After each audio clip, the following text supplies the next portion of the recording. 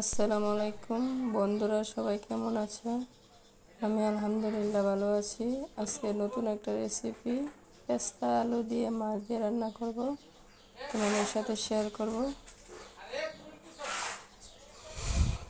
প্রথমে পেস্তা আলুগুলো ছুলিয়ে ভালো করে ভাপ দিয়ে হাঁড়ি রাখলাম।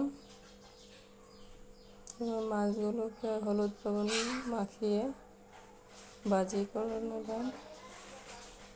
পেস্তাগুলোকে ভাজি করলাম, লাল হয়ে আসলে পেঁয়াজ কুচি দিয়ে দিলাম। পেঁয়াজগুলো লাল হয়ে সাথে পানি অ্যাড করলাম, তারপরে হলুদ, মরিচ,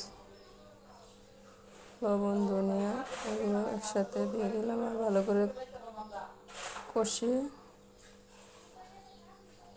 ধনিয়া পাতা অ্যাড করে দিলাম। ভালো লাগলে